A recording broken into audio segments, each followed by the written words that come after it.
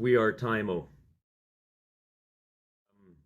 Ever since I heard metal when I first started listening to Metallica and Megadeth, I can say this for the other guys as well. Like there was a immediate love for the guitar, the drums, the bass, and we started learning how to play, and we wanted to create that in our own image and our own sound. And here we are, and with everything that's going on in the world, we have a way of expressing our thoughts and how we feel about current situations. But I feel like this is the best way to get those ideas out there, and here we are.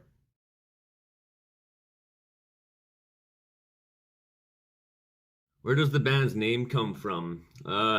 This is an interesting one. The band is called Tymo, of course, and that's my last name, and I promise I'm not an egotistical freak, but I started writing songs by myself after my previous band broke up, and I was just desperate to create something. And I wrote 8 songs and called the project Tymo, thinking it would just be a short-lived solo project. And then Nick, Harlen, and Marc joined in, and they were interested in playing these songs with me. And we started writing songs as a band, and it turned into a full-on thrash metal band. And I've always wanted to play thrash, and that really worked out. We started playing shows, and then by that point, the name was known within the scene, so it was a little too late to change the band name. And we've tried, but we've come up with, I don't know, stuff that makes no sense. So we figured, well, we'll just keep the band name as Tymo and just say, it's like Van Halen, right? That's our, that's our excuse for it anyway.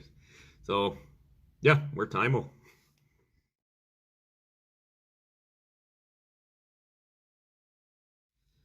Our new album, The Art of a Maniac, is due out February 5th, 2022, and it's, it's a full-on thrash album. We're very proud of it. If you're a big fan of Megadeth, Toxic Holocaust, Exodus, Lich King, Municipal Waste, you will definitely love this album. It's 9 songs long, and every song is just, we're very proud of it. There's not a song we dislike on this album, and we hope you feel the same way. It's just fast. There's solos everywhere.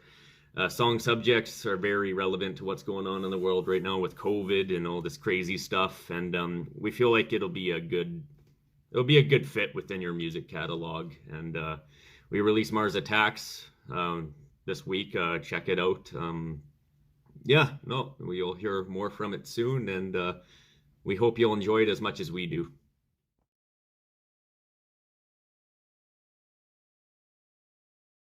What inspired the lyrics on this release? That can vary. That can come from life experiences or stuff we saw on TV. Of course, we have another Rick and Morty themed one on here titled The Roy Parson Project. And, it's from the exact same episode as Crumbopulous Michael. So we figured, both subjects needed to be talked about. Other examples, a good one is Age of Deception. That's about humanity and how you get technology in front of them, like a car or computer, and they're just mean to each other. Everyone is just out for themselves and just being ruthless. But the moment that technology is taken out and you're crossing each other in a grocery store or bumping into each other in an elevator, and everyone's like, oh, sorry, here, I'll let you go first. Everyone's kind to each other, but as soon as you put technology in front of them, a phone, a car, computer, everyone's just savage to each other. So that's what Age of Deception's about. Another one, I don't want to reveal too much, but I feel like those two right there are just perfect examples of what to expect from that album. There's a lot of comedy, and then there's also a lot of reality, and you'll definitely hear it soon enough, and you'll see what we're talking about.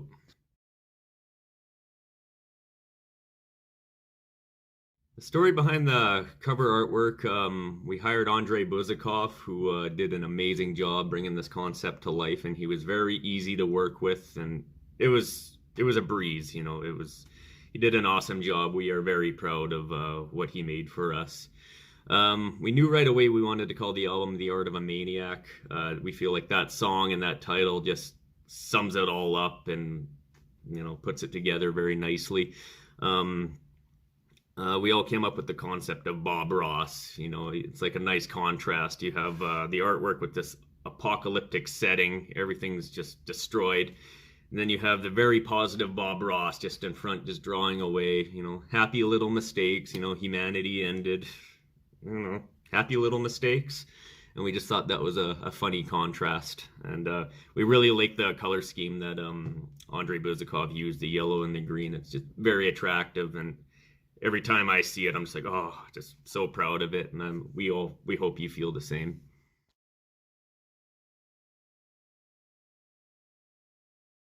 Any new albums that have caught our ears? I've actually been really behind during this pandemic as far as new albums go, but right before the pandemic started, our fellow Thrashers Hazard released an album called Delirium, and we were very, very impressed by it. And their playing alone is what inspired us. Like, oh wow, we got to step up our game here.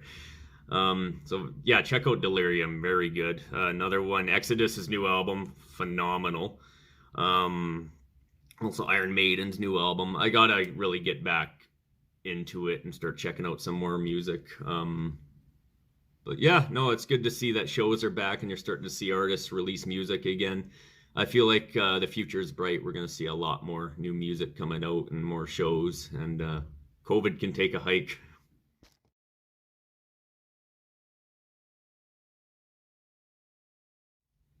A little about our local music scene. Well, we're based out of Edmonton, Alberta, and there's a lot of great bands within the music scene.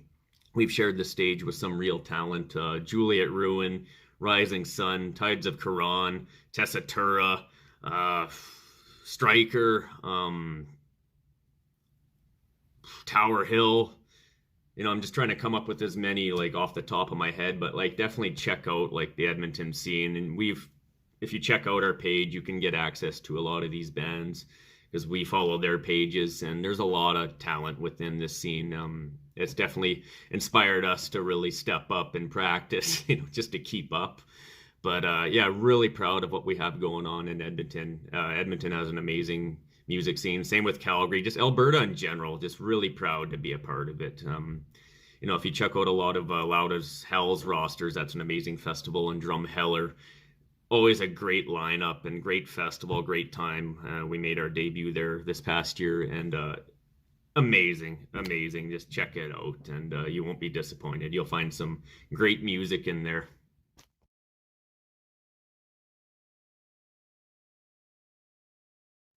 Future plans for the band, we are going to promote the art of a Maniac. We're going to play shows all over Canada. We want to get over to Europe. That is definitely the biggest thing right now. I kind of zoned out there. Get over to Europe and hopefully get into the States, but I think we're going to use Europe as the benchmark right now because we feel like it would do very, very well over there. And yeah, just keep playing shows, keep touring, and maybe get on with the next album, but too early to tell at this point. But yeah, we hope to see you out there.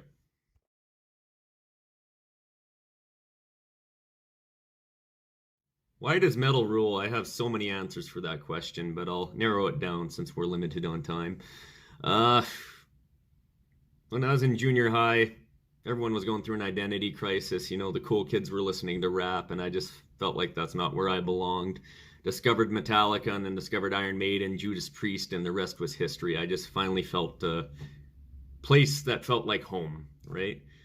And from there, you know, you listen to this awesome music, it makes you feel something inside, and you want to see if you can do it. And here I am, 32 years old, and still doing it, playing in a band, and I don't see any sign of stopping. I plan to do this until the day I die. Even if I physically can't, I'm still gonna do it. But yeah, no, that's why metal rules. It's with you for the rest of your life. I can't wait till we're all in an old folks home and we're trying to mosh. That's the goal. Thank you for having us, Metal Rules, and take care. Stay metal.